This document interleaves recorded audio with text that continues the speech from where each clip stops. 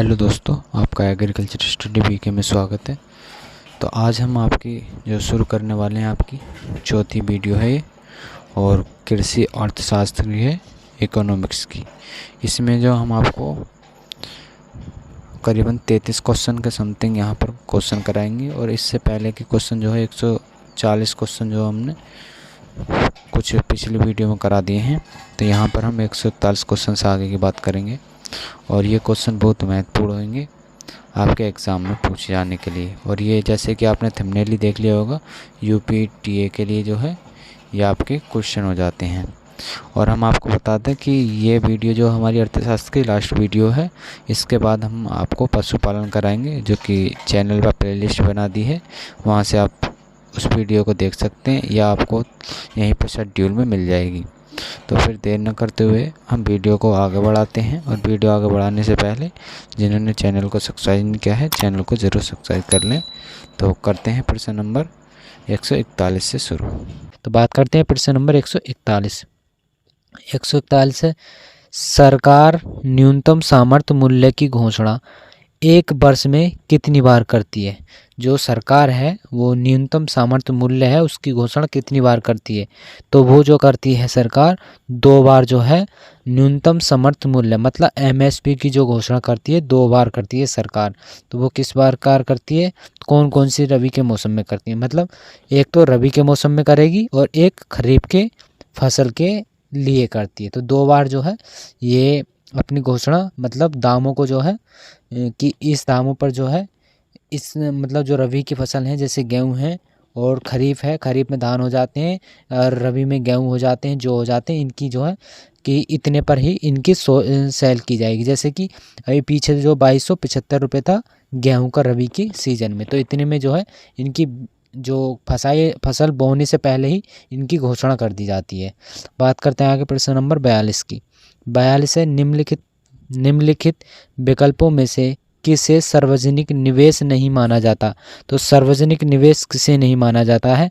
तो आपको 4 ऑप्शन दिए हुए हैं, इनमें से बताना है कि कृषकों को निःशुल्क बिजली की आपूर्ति सार्वजनिक निवेश नहीं है, ये बताना है आपको।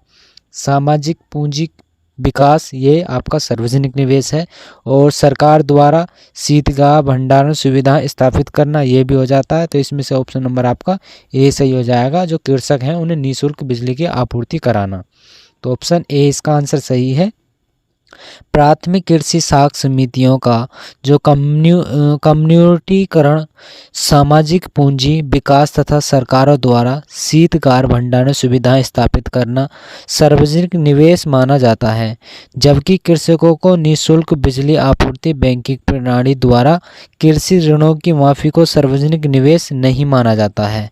तो इनके लिए जो है जो निःशुल्क बिजली है उसे बैंकिंग प्रणाली द्वारा जो है कृषि माफ़ी की जो ऋण है उसे माफ़ी में सार्वजनिक निवेश नहीं माना जाता। अब बात करते हैं प्रश्न नंबर 143 की। 143 है कि निम्नलिखित विकल्पों में से किस पर न्यूनतम सामर्थ्य मूल्य नहीं दिया जाता? तो इनमें से बताना है कि किस पर सामर्थ्य मूल्य नहीं दिया जाता। तो वो आपकी फसल हो जाती है आम। आम पर जो है ये आपका न्यूनतम सामर्थ्य मूल्य नहीं दिया जाता। गेहूं पे भी दिया जाता है, गन्ना पे भी और कपास पे भी। तो यहाँ पर जो है न्यूनतम सामर्थ्य मूल्य कितनी 23 फसलें हैं, लेकिन ऑप्शन में आपको 22 भी मिल सकता है, इसका विशेष ध्यान रखें। अगर ऑप्शन में आपको 23 दिया जाता है तो 23 लगाएं, और अगर 22 दिया जाता है तो 22 लगाएं। यहाँ पर ये कंफ्यूज हो जाता है। तो कौन कौन सी फसलें हैं वो उन फसलों को देख लेते हैं। यहाँ पर पहली धान है, दूसरी ज्वार, तीसरी बाजरा, रागी, मक्का, अरहर, मूंग, उड़द और मूंगफली, सूरजमुखी के बीज, सोयाबीन और कपास इत्यादि ये फसलें हो जाती हैं। इन पर न्यूनतम सामर्थ्य मूल्य है वो यहाँ पर लगाया जाता है। अब बात करते हैं आगे प्रश्न नंबर 144 की। 144 है कि सत्र 2024-25 के अंतर्गत चना का न्यूनतम सामर्थ्य मूल्य कितना है? तो इसमें बताना जो चना का सामर्थ्य मूल्य है मतलब कितना रेट उसे फिक्स किया गया है। तो उसका 5440 रुपये कुंटल जो है आपकी चने की जो न्यूनतम सामर्थ्य मूल्य मतलब एमएसपी जो है इसका निर्धारित किया गया है। तो किसके अनुसार 2024 और 25 के अंतर्गत। तो सामर्थ्य मूल्य चने का न्यूनतम कितना रहता? 5450 रुपये पर कुंटल, तथा गेहूं का 2275 और मसूर का जो हो जाता है 6225 रुपये प्रति कुंटल हो जाता है। यहाँ से इसका ऑप्शन सी आंसर सही है। बात करते हैं आगे प्रश्न नंबर 145 की। 145 के एमएसपी का पूर्ण रूप क्या है? तो एमएसपी का जो पूर्ण रूप है वो है मिनिमम सपोर्ट प्राइस। क्या हो जाता है? Minimum support price. आपसे एग्जाम में पूछा जा सकता है कि एमएसपी की full form minimum support price जो है इसकी फुल फॉर्म हो जाती है। बात करते हैं आगे 146 क्वेश्चन की। 146 है कि भारत में कितने प्रतिशत किसानों को न्यूनतम सामर्थ्य मूल्य का फ़ायदा मिलता है? जो भारत में जो कितने किसान हैं जिनको एमएसपी का जो है फ़ायदा मिलता है, तो वो हो जाते हैं आपके 14% जो है किसान वो हो जाते हैं जिनके लिए एमएसपी का जो है फ़ायदा मिलता है, मतलब न्यूनतम सामर्थ्य मूल्य का। तो यहाँ पर ऑप्शन नंबर इसका बी आंसर सही हो जाएगा। अगर हम इसके ऑप्शनों में देखें नीचे, तो कृषि विशेषताओं ने संसद में साझा किए हुए आंकड़ों का हवाला देते हुए कहा है कि आज 14% किसानों को एमएसपी की दिया जाता है। इस तरह 86% किसानों को अपनी फसल की जो कीमत है कीमत पर बेचनी पड़ती है, वो मतलब अलग से, और ये विपणन हेतु बाजार पर निर्भर हैं, क्योंकि यहाँ पर 25 से 30% कम कीमत दी जाती है, क्योंकि उन्हें मजबूरी है बेचने की, 25 से 30% उन्हें कम दिया जाता है। तो यहाँ पर ऑप्शन नंबर बी हो जाएगा, जो 14% जो है किसानी से यूज कर पाते हैं एमएसपी को। बात करते हैं आगे 147 से किस क्रांति के उत्पादन को न्यूनतम सामर्थ्य मूल्य दिया जाता है? तो कौन सी है, मतलब कौन सी क्रांति को जो है न्यूनतम सामर्थ्य मूल्य दिया जाता है? तो वो आपकी हो जाती है हरित क्रांति को।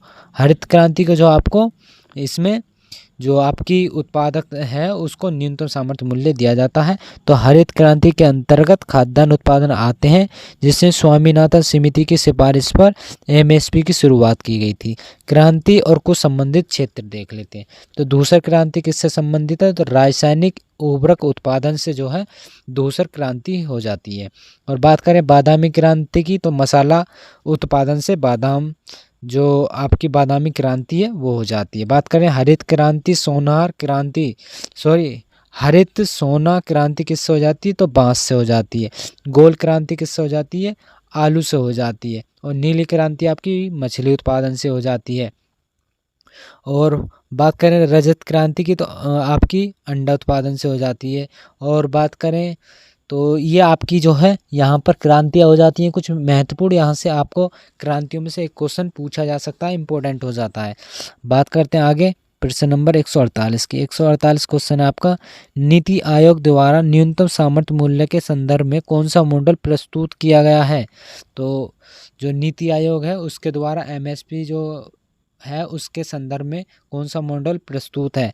तो वो आपका हो जाता है बाजार अविश्वासन योजना और मूल्यन अंतर खरीदना योजना। तीसरा हो जाता है निजी खरीद एवं स्कॉटिस्ट योजना। तो उपरोक्त इसका सही आंसर हो जाता है डी। तो इसके यहाँ पर 3 जो है मंडल हैं, बाजार अविश्वासन जो आयोग और मूल्य अंतर खरीदने और खरीद योजना, और तीसरा है निजी खरीद एवं स्टॉक जो किस्ट है, ये आपके 3 हो जाते हैं। बात करते हैं आगे प्रश्न नंबर 150 की। तो 150 जो क्वेश्चन है आपका, इसमें बताना है आपको कि सूची फर्स्ट को सेकंड से मिलाना है। तो यहाँ पर कुछ संस्थान है और कुछ स्थापना है, तो इनकी स्थापना कब कब हुई है वो आपको बताना है। तो इसमें है पहला FCI। तो FCI की जो स्थापना हुई है वो कब हुई है? तो इसकी 1965 में जो है जो FCI है इसकी स्थापना हुई है। नाबार्ड की आपको सबका पता होगा कि 1982 में। तो बात करते हैं आगे NAFED नेफेड की स्थापना कब हुई है? तो नेफेड की जो आपकी स्थापना हुई है वो ये आपकी 1958 में। बात करें TRIFRED की, तो इसकी हुई है 1987 में। तो ऑप्शन नंबर इसका बी आंसर सही हो जाएगा। यहाँ पर इनका सुमेल इस तरह से हो जाता है। यहाँ नीचे दिए हुए हैं, आप देख लेंगे। बात करते हैं आगे प्रश्न नंबर 151 है, निम्नलिखित विकल्पों में से कौन सा असत्य है? यहाँ पर बताना असत्य कौन सा हो जाता है। तो चीनी के हर मौसम के लिए केंद्र सरकार गन्ने का जो संबंधित न्यूनतम मूल्य निर्धारित करती है? तो हर वर्ष नहीं करती है, तो इसलिए पहला ही गलत हो जाएगा। अब आवश्यकता वस्तु अधिनियम के अंतर्गत चीनी और गन्ना आवश्यक वस्तु हैं, बिल्कुल सही बात है, क्योंकि ये जो है चीनी और गन्ने के लिए जो अति आवश्यक हो जाते हैं। ये दोनों सत्य हैं और दोनों असत्य हैं, तो इसमें आपका ए जो आंसर इसके ऑप्शन के अकॉर्डिंग सही हो जाता है। तो इसमें देख लेते हैं, चीनी के हर मौसम के लिए केंद्र सरकार गन्ने को उचित एवं लाभकारी मूल्य निर्धारित करती है। आवश्यकता वस्तु अधिनियम 1955 के अंतर्गत चीनी तथा गन्ना आवश्यकता वस्तु है, और आवश्यकता वस्तु संशोधन अधिनियम 2020 के अंतर्गत मतलब अनाज, दलहन, तिलहन, खाद, प्याज और आलू जैसी वस्तुओं की आवश्यकताएं वस्तुओं की सूचनाओं से बाहर कर लिया जो है इसे कर दिया गया है। तो यहाँ पर ऑप्शन ए आंसर है 151 का। बात करते हैं 152 क्वेश्चन की। 152 है कि वित्तीय वर्ष 1997-98 के बाद से न्यूनतम सामर्थ्य मूल्य के संदर्भ में कौन सा कथन सत्य है? तो किसके 1997 और 98 के अकॉर्डिंग बताना है। जो न्यूनतम सामर्थ्य मूल्य है उसके संदर्भ में कौन सा कथन सत्य हो जाता है इन चार में से? तो पहला है एमएसपी से बड़ा जो है C2 लगाते हैं, बिल्कुल सही बात है, तो ये ऑप्शन इसका सही हो जाता है। यहाँ पर आप देख लेंगे इसे। अब आगे बात करते हैं 153 क्वेश्चन की। 153 है कि न्यूनतम सामर्थ्य मूल्य जो है कितनी दलहनी फसलों पर मिलता है? तो जो दलहनी फसलें हैं एमएसपी जो है कितनी फसलों पर दिया जाता है दलहनी फसलों की, तो वो आपकी हो जाती हैं यहाँ पर 5 फसलें। ऑप्शन नंबर ए इसका आंसर सही है। तो न्यूनतम मूल्य जो है 5 फसलों पर दिया जाएगा। कौन कौन सी? चना, अरहर, मूंग और उड़द और मसूर। और 7 अनाज वाली फसलें हैं जैसे धान, गेहूं, बाजरा, मक्का, ज्वार, रागी, जो आयरलैंड सीड, मूंग, सोयाबीन, सरसों, सूरजमुखी, तिल, नाइजा और काला तिल भी बोला जाता है, और कुसुम। अन्य फसल जो है गन्ना, कपास, जूट, नारियल भी हो जाती हैं। तो 153 का सी आंसर। बात करते हैं 154 क्वेश्चन की।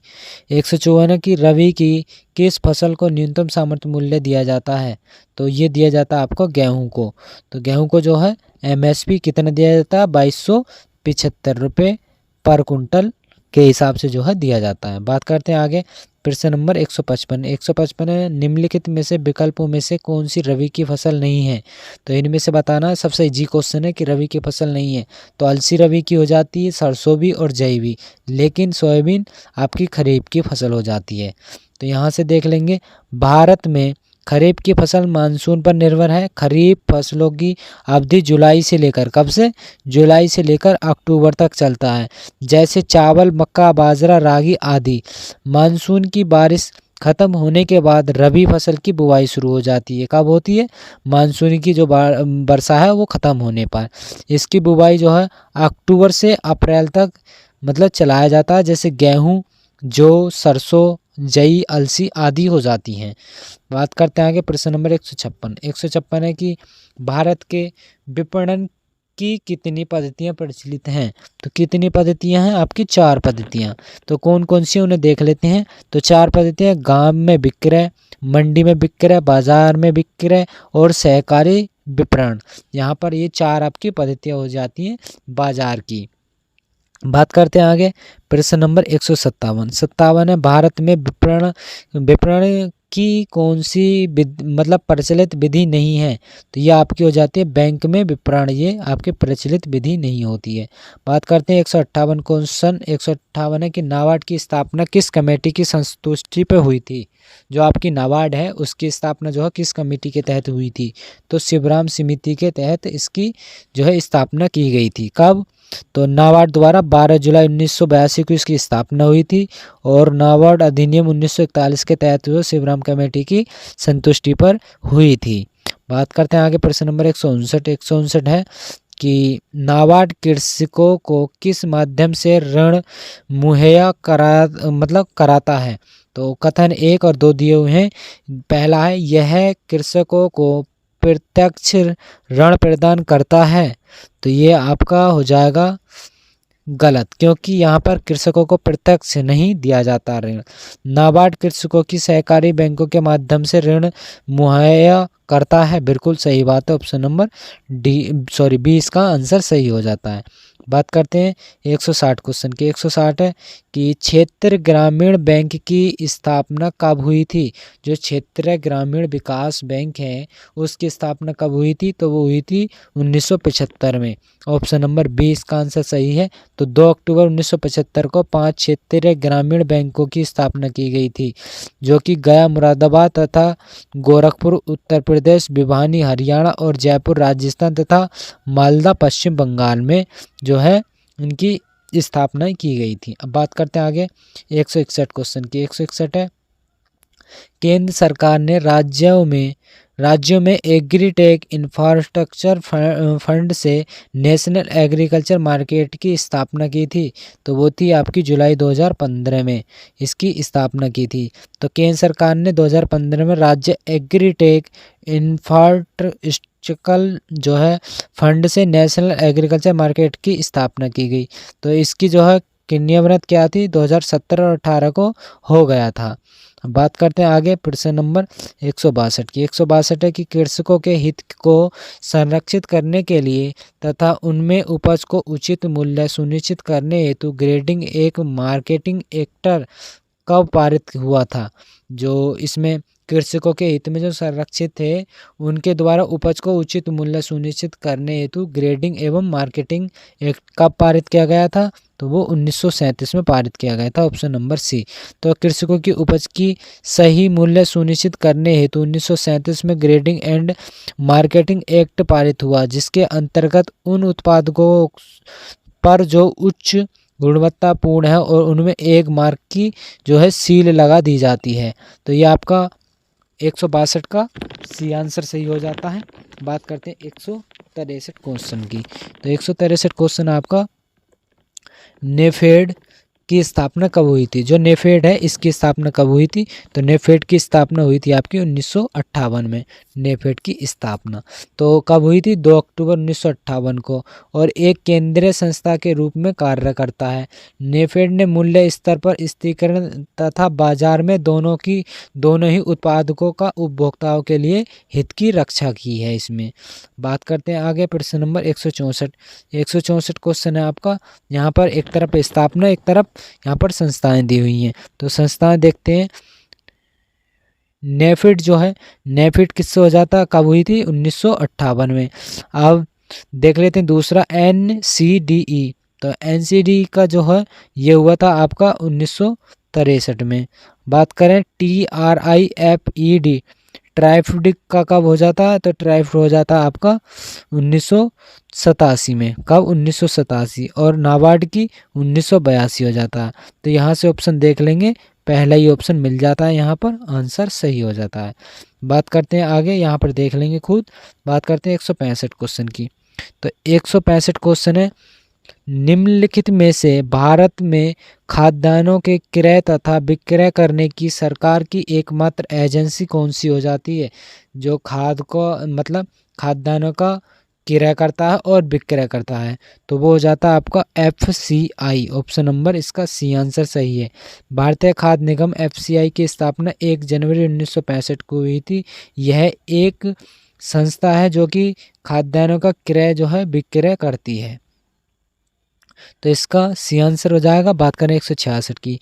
166 चौधरी चरण Singh national institute for agriculture marketing कहाँ स्थित है, तो आपकी जयपुर में ये स्थित है। कहाँ पर, जयपुर में। बात करते हैं 167 क्वेश्चन की। तो 167 है कि director of marketing and inspection कहाँ स्थित है, तो ये स्थित हो जाता है आपका फरीदाबाद में स्थित हो जाता है। क्या होता है, तो director of marketing and inspection जो है फरीदाबाद में स्थित है। कहाँ पर, फरीदाबाद में। बात करते हैं आगे प्रश्न नंबर 168 की। 168 है कि नई तकनीकी जल संरक्षण इत्यादि में जागरूकता हेतु सरकार ने किसान टीवी चैनल कब चालू किया था, तो ये क्या था आपका 2015 में। Option number B. तो DD किसान एक भारतीय कृषि संस्था संबंधित 24 घंटे का टेलीविजन टेलीविज़न चैनल है जो कि दूरदर्शन के स्वामित्व में है और इसे जो है 26 मई 2015 को शुरू किया गया था। यह चैनल कृषि और संबंधित क्षेत्र जैसे नई कृषि तकनीकी का प्रचार, पानी के संरक्षण व जैविक खेती जैसे विषयों की जानकारी प्राप्त करना है। बात करते हैं आगे प्रश्न नंबर 169 क्वेश्चन की। 169 है कि खाद्यान्नों की अधिप्राप्ति, वितरण और भंडारण हेतु कौन सी नोडल एजेंसी है जो कि पीडीएस सार्वजनिक वितरण प्रणाली के माध्यम से कार्य करता है? तो वो आपका कौन करता है? तो एफसीआई करती है, ऑप्शन नंबर सी। इसे आप लेकर तो खाद्यान्नों को अधिप्राप्ति, विपणन मतलब वितरण और भंडारण करने वाली नोडल एजेंसी कौन सी? एफसीआई, जो कि इसकी स्थापना 1 जनवरी 1965 को की गई थी। बात करते हैं 170 क्वेश्चन की। 170 है कि निम्नलिखित में से विकल्पों में से कौन गैर संस्थागत स्रोत नहीं है? तो गैर संस्थागत भूमि विकास बैंक जो आपका गैर संस्थागत नहीं होता है। ये हो जाते हैं देसी बेकर और जी ग्रामीण साहूकार और कंपटीशन एजेंट, ये हो जाते हैं आपके गैर संस्थानिक। बात करें 169 क्वेश्चन की। 169 है कि खाद्यान्नों की अधिप्राप्ति, वितरण और भंडारण हेतु कौन सी नोडल एजेंसी जो पीडीएस जो कि सार्वजनिक वितरण प्रणाली के माध्यम से कार्य करते हैं? तो वो कौन सी हो जाती है आपकी? तो वो आपकी हो जाती है एफसीआई। ऑप्शन नंबर इसका बी आंसर सही हो जाता है। तो खाद्यान्नों की जो अधिप्राप्ति है, वितरण और भंडारण करने वाली नोडल एजेंसी एफसीआई, जिसकी स्थापना 1 जनवरी 1965 को हुई थी इसकी, तो इसका ऑप्शन बी हो जाता है। बात करते हैं 170 क्वेश्चन की। 170 क्वेश्चन है आपका कि निम्नलिखित में से विकल्पों में से कौन सा गैर संस्थागत स्रोत नहीं है?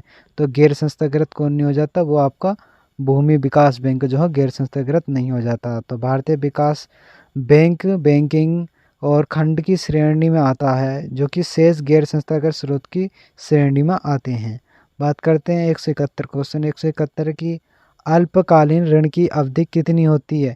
जो अल्पकालीन ऋण दिया जाता है उसकी अवधि कितनी होती है? तो 15 महीने से कम जो आपकी जो है अल्पकालीन की होती है। और जो आपकी मध्यकालीन की होती है वो होती है आपकी 15 महीने से 5 वर्ष के बीच में। और जो आपकी लॉन्ग टाइम जो होती है वो होती है आपकी 5 साल से ऊपर को जो है आपकी जो है विस्तृत मतलब ऋण अवधि हो जाती है। बात करते हैं इसका ऑप्शन ए हो जाता है। अब यहाँ पर कुछ देख लेते हैं। तो अल्पकालीन 15 महीने से कम की हो जाती है। जो कृषि क्रिया संबंधित अल्पकालीन आवश्यकताएं जैसे बीज, खाद, जानवरों के लिए चारा और गृह कार्य हेतु लेते हैं। तो ये आपका ऑप्शन ए हो जाएगा इसका आंसर। बात करते हैं 172 क्वेश्चन की। 172 क्वेश्चन है कि मध्यकालीन ऋण की अवधि कितनी होती है? जो मध्यकालीन होता है उसकी ऋण 15 माह से 5 वर्ष से कम जो है इसकी अवधि होती है। जैसे कि अभी हमने बताया था आपको 15 माह से 5 वर्ष से कम की इसकी। बात करते हैं आगे 173 क्वेश्चन की। तो दीर्घ ऋण की अवधि कितनी होती है? तो 5 वर्ष से अधिक की जो है आपकी यहाँ पर दीर्घ अवधि जो ऋण होते हैं उनकी जो है अवधि होती है।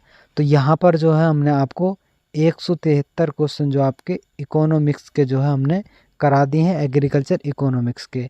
आपसे 5 क्वेश्चन जो है पूछे जाएंगे यूपी एजीटीए में। तो आप अच्छी तरीक़ा से अगर इन वीडियो को अच्छी तरीके से देख लेते हैं तो आपके पेपर यहीं से जो है मिल जाएगा कि इसी तरह के क्वेश्चन आएंगे और इस तरह से क्वेश्चन करने हैं। तो यहाँ पर आपकी हो जाता है इकोनॉमिक्स समाप्त। और आगे की वीडियो हम आपको करा देंगे और भी हम लेकर आएंगे बाद में, लेकिन इस टाइम हम फ़िलहाल जो इम्पोर्टेंट है वही करा रहे हैं। और अब बात करें हम इससे आगे वाली जो वीडियो कराएंगे हम उसमें आपको पशुपालन जो है पशुपालन के जो है महत्वपूर्ण क्वेश्चन कराएंगे। और पहली वीडियो में हम 50 क्वेश्चन लेकर आएंगे और जो कि बहुत ही महत्वपूर्ण क्वेश्चन होंगे, आप उसे देखना न भूलें। फिर इसी तरह से हम मिलते हैं अपनी आने वाली नेक्स्ट वीडियो में।